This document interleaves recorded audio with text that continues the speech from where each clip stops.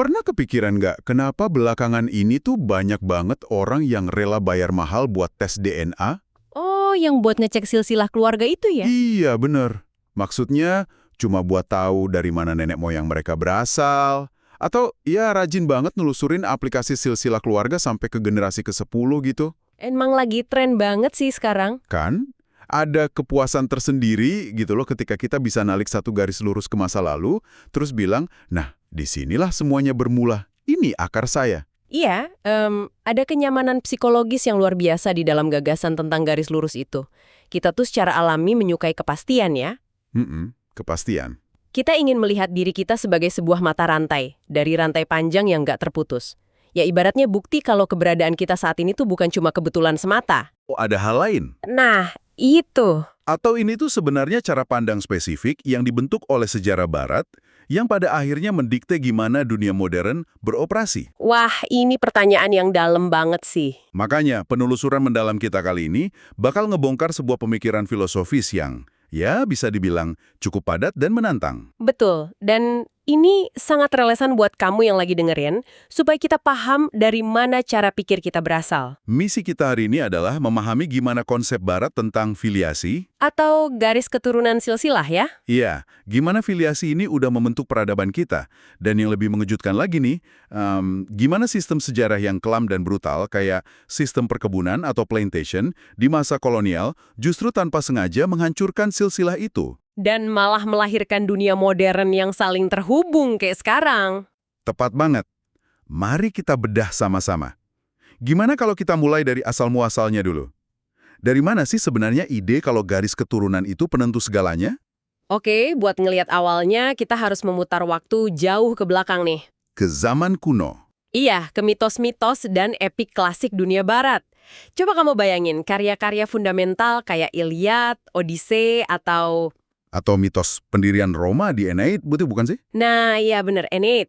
Di dalam narasi-narasi kuno itu, penggerak utamanya adalah konsep filiasi. Filiasi. Berarti ini lebih dari sekedar urusan siapa bapak lo gitu ya? Jauh lebih dari itu. Filiasi di sini tuh instrumen yang menetapkan legitimasi mutlak. Legitimasi seperti apa maksudnya? Kayak hak buat memerintah suatu wilayah? Tepat. Dalam mitologi barat, sejarah itu dirancang bergerak secara linier, lurus. Lurus ke belakang gitu. Ya, ditarik mundur terus-menerus sampai mencapai satu momen absolut, yaitu momen penciptaan. Di dunia klasik ini, seorang individu tuh hampir nggak punya makna esensial kalau dia berdiri sendiri. Oh, jadi nilai seseorang tuh diukur dari seberapa panjang silsilah di belakangnya? Bener banget. Kamu hanya bermakna sejauh kamu adalah partisipan dari rantai keturunan tersebut. Filiasi inilah yang ngasih kamu legitimasi. Hak mutlak atas kekuasaan, tanah, kebenaran? Iya, semuanya.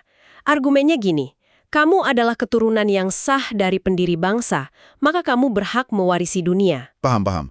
Epik-epik ini ditulis tuh pada dasarnya buat ngebuktiin kalau sebuah bangsa punya sambungan langsung ke keilahian kan? Persis, itu bukan sekedar cerita pengantar tidur. Jadi individualitas yang sering banget diagung-agungkan di peradaban modern barat tuh pada awalnya justru tunduk total pada komunitas garis keturunannya. Sebuah paradoks yang menarik kan? Iya, banget. Berarti eksistensimu cuma diakui kalau silsilahmu bisa dilacak sampai ke puncak dewa-dewa atau pendiri awal. Betul, mitos pendirian di barat itu adalah dokumen hukum genealogis. Hal ini secara permanen menanamkan gagasan tentang kelinearitasan waktu di lanskap mental mereka. Waktu yang bergerak lurus ke depan dari satu titik asal. Benar. Dan ada satu hal dari penelusuran sumber kita yang benar-benar bikin aku mikir keras tentang gimana konsep linear ini tuh berevolusi dan meluas. Maksudnya pas masuk ke era selanjutnya? Iya. Awalnya kan konsep ini eksklusif cuma punya suku-suku atau bangsa tertentu aja. Tapi kemudian, ada dua figur besar yang secara mengejutkan mengubahnya jadi sesuatu yang global. Christus dan Charles Darwin. Iya. Kalau kita hubungkan ke gambaran besarnya, evolusi gagasan ini emang mulus banget secara logis. Walaupun nyebrang dari agama ke sains ya. Iya. Coba kamu jelasin gimana prosesnya. Gini pemikirannya, kehadiran Kristus tuh ngambil waktu linier yang tadinya eksklusif cuma milik satu komunitas kuno dan menguniversalkannya ke seluruh dunia. Waktu menjadi universal. Bener. Tiba-tiba kita mengenal konsep sejarah umat manusia dengan huruf kapital S. Waktu linear dibagi jadi sebelum Masehi dan sesudah Masehi. Rantai keturunan bukan lagi monopoli satu suku aja. Dan sains kemudian mengambil alih pala itu. Iya, lompat berabad-abad kemudian, sains modern ngadopsi pola pikir linear yang sama persis lewat Charles Darwin. Teori evolusi seleksi alam? Betul. Teori itu kan juga ngandelin kelinieran. Darwin mencari titik asal dan memetakan garis lurus evolusi spesies. Intinya, semuanya itu pencarian obsesif ke belakang menuju sebuah awal mula. Dan pola pikir yang sangat dominan ini sering banget kita anggap universal, padahal sebenarnya sama sekali enggak loh. Oh iya, ada pembandingnya dari peradaban lain. Tentu, mari kita bandingkan dengan cara pandang non-barat. Misalnya, dalam pemikiran Buddhis. Di sana tuh waktu nggak bergerak layaknya anak panah yang melesat lurus dari busur. Terus bergeraknya gimana? Waktu itu siklis, berputar. Oh, kayak siklus reinkarnasi gitu ya? Benar. Dan perhatiin gimana individu diposisikan dalam sistem siklis itu. Gimana tuh? Akhirnya bisa terbebas dan melebur ke dalam yang keseluruhan. The all. Berarti nggak peduli siapa bapak moyangnya ya? Nggak relevan. Nggak ada urgensi politik buat ngebuktiin legitimasi kelompokmu dengan melacak silsilah darah kembali ke awal mula dunia. Menarik banget. Nggak ada obsesi penaklukan atas nama garis keturunan yang sah ya? Betul. Jadi kalau boleh aku kasih analogi nih, cara pandang barat kuno tuh ibarat aplikasi Family Tree di HP kamu yang ditarik garis lurus tajam dari atas ke bawah. Di mana status kamu ditentuin dari seberapa murni kamu terhubung ke puncak pohon itu. Bener. Sementara budaya lain ngelihatnya kayak roda yang terus berputar, tempat individu nyari cara buat ngelebur sama harmoni alam semesta. Analogi yang sangat pas. Tapi bentar deh, kalau dipikir-pikir, silsilah garis lurus itu kedengerannya nggak berbahaya amat kan? Masa sih? Ya maksudnya, bukankah itu cuma cara manusia mencatat sejarah biar nggak lupa? Kenapa konsep ini dibilang bisa memicu kekerasan yang nyata?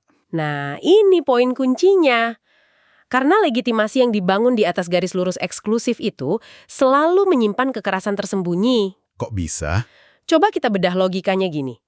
Kalau komunitas saya meyakini bahwa kami adalah satu-satunya pewaris sah dari garis penciptaan, Oke. dan itu yang ngasih kami hak mutlak buat berkuasa, terus gimana posisi kamu kalau kamu kebetulan berada di luar garis keturunan saya? Berarti, saya bukan siapa-siapa dong? Saya nggak punya klaim apapun yang diakui? Lebih parah dari itu, eksistensimu justru jadi ancaman buat kemutlakan mitos saya. Hah? Masa jadi ancaman? Iya, karena mitos filiasi barat itu nggak pernah ngerancang ruang legitimasi untuk orang luar. Jadi, ketika mereka berhadapan dengan kelompok lain, the other, Orang-orang di luar kelompok mereka ya? ya, cuma ada dua opsi yang rasional buat mereka. Yang lain ini harus diasimilasi secara paksa, biar sesuai sama sistem kita. Atau mereka harus ditaklukkan dan dihancurkan? Tepat sekali. Kekerasan dan eksklusi ini bukan cuma efek samping loh. Itu adalah mesin utamanya yang ngejaga filiasi tetap hidup. Gila ya. Dan logika penaklukan ini pada akhirnya kan nggak cuma muter-muter di benua Eropa doang ya. Oh jelas meluas kemana-mana. Obsesi atas dominasi ini kan diekspor nyeberangin lautan dan nemuin bentuknya yang paling ekstrim. Dan ironisnya, ini juga jadi awal dari kehancurannya sendiri. Di mana itu? Di sebuah tempat yang sangat krusial dalam sejarah global. Sistem perkebunan kolonial atau plantation di Amerika dan Kepulauan Karibia. Transisi ini sangat penting buat kita pahami. Perkebunan kolonial itu bukan sekedar lahan pertanian tempat menanam kapas atau tebu. Bukan cuma tempat bisnis gitu ya? Bukan. Itu adalah sebuah tatanan sosial yang dikurung rapat, sebuah piramida kekuasaan yang beroperasi dengan prinsip struktural yang sama dari selatan Amerika Serikat sampai ke Amerika Latin. Mari kita lihat anatomi dari plantation ini. Ini adalah dunia yang tertutup secara absolut kan?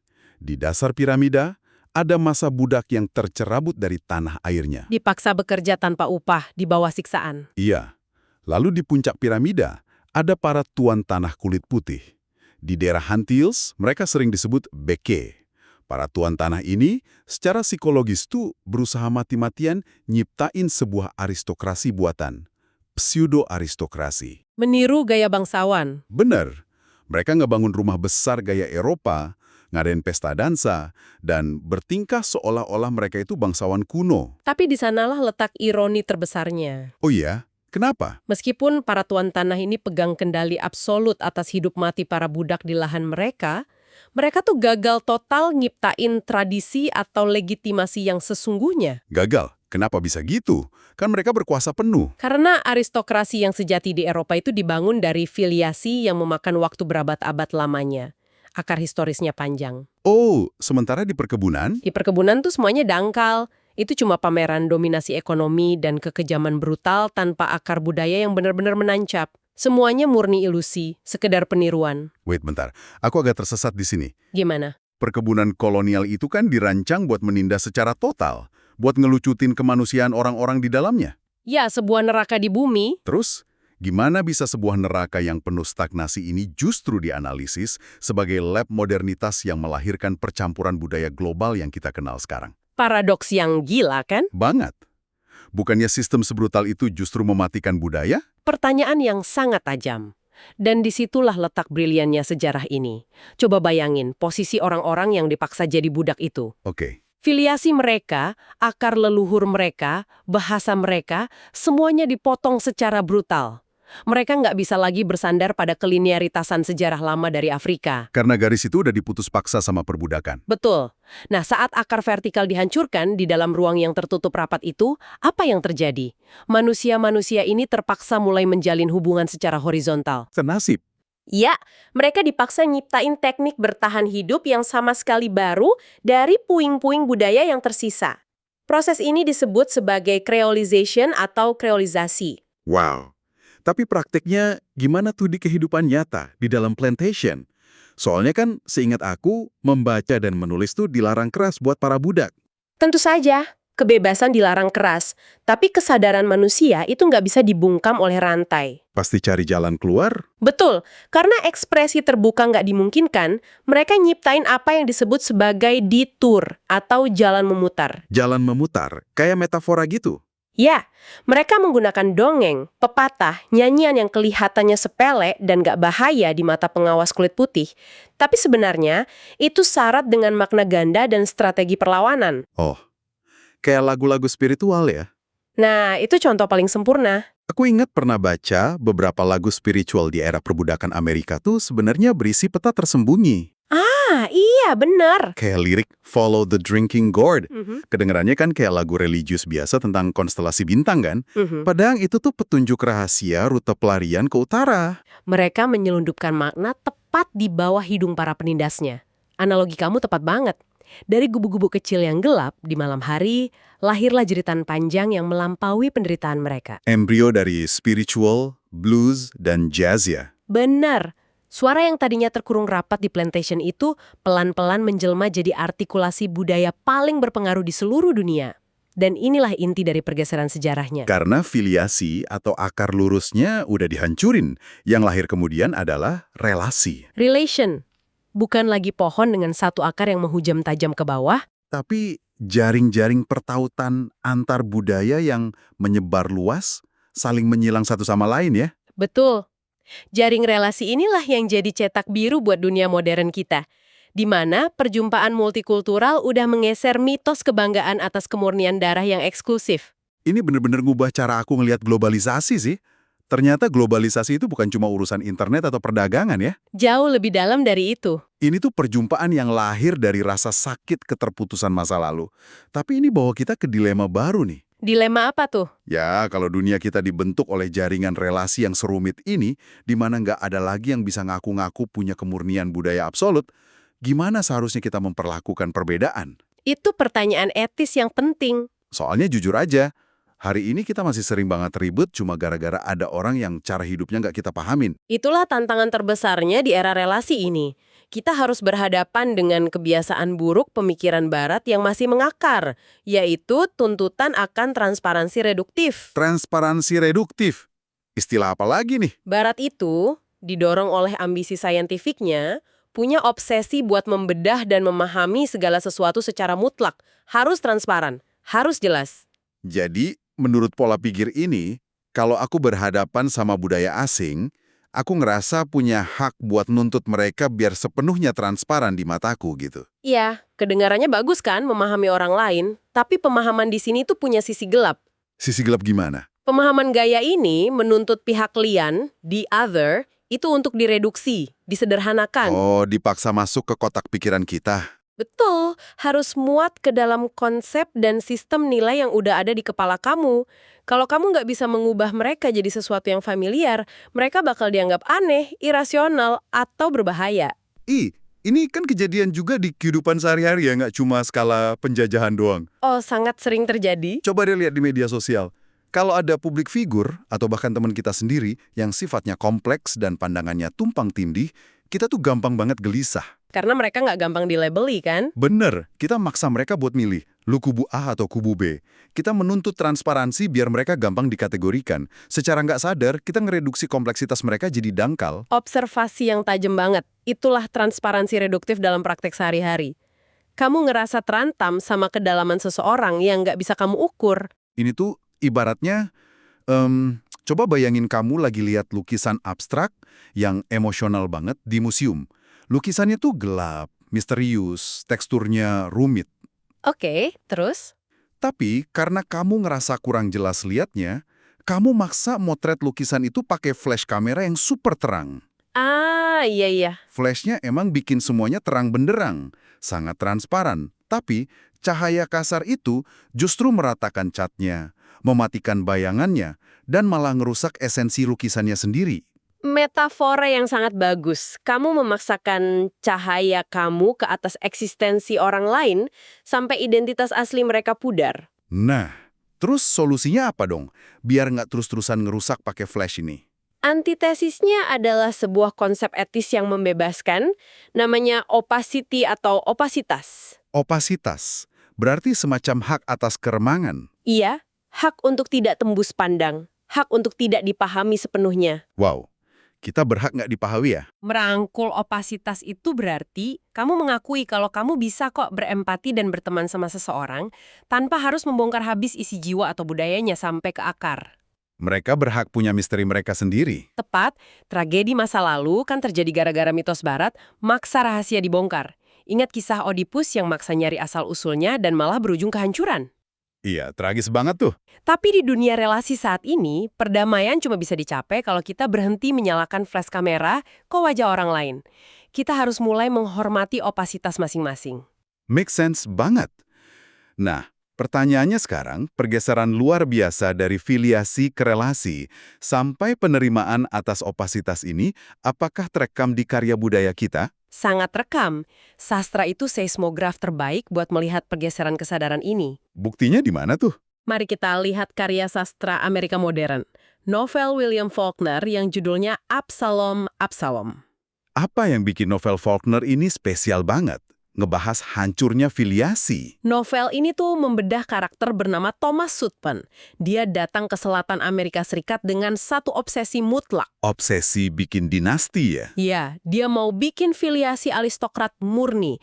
Dia ngebangun perkebunan megah, menata keluarganya, dan mati-matian mastiin darah garis keturunannya sah dan tak tertembus. Tapi Sutpen ini punya rahasia gelap kan? Di Haiti. Benar, istri pertama yang dia buang di Haiti ternyata punya apa yang zaman itu disebut sebagai darah kulit hitam meskipun secara fisik nggak kelihatan. Dan masa lalu ini balik menghantui. Anak dari istri pertama muncul terus jatuh cinta sama anak perempuannya Sutpen dari istri kedua. Ancaman incest dong. Nah, ironisnya, sistem aristokrasi tertutup masa itu mungkin masih bisa menoleransi incest secara diam-diam. Oh iya, gila sih. Tujuannya ya demi ngejaga harta dan darah tetap mengalir di dalam keluarga sendiri. Tapi tahu nggak apa yang benar-benar ngehancurin dinasti Sutpen? Bukan incestnya. Bukan. Kehancurannya murni dipicu oleh ketakutan absolut atas masuknya darah rasial kulit hitam. Paranoia bahwa kemurnian filiasi fiktif yang dia bangun akan kotor. Jadi, sistem pelestarian darah murni ini malah runtuh lebur gara-gara kebenciannya sendiri terhadap yang lian ya? Betul sekali.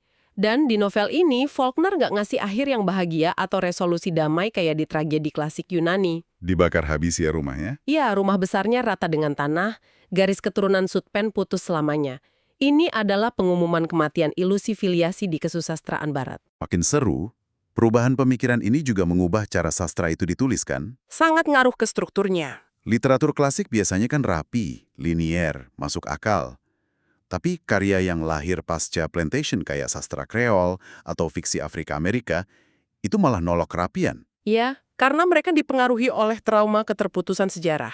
Alurnya jadi melompat-lompat ya. Nggak ada garis waktu yang mulus. Isinya penuh dengan lompatan memori, pengulangan, dan diskontinuitas yang merefleksikan jurang sejarah mereka. Dan mereka bawa ritme bahasa lisan ke teks cetak ya. Kayak mainin musik jazz tapi bentuknya paragraf buku. Asli, keren banget. Ledakan yang membebaskan.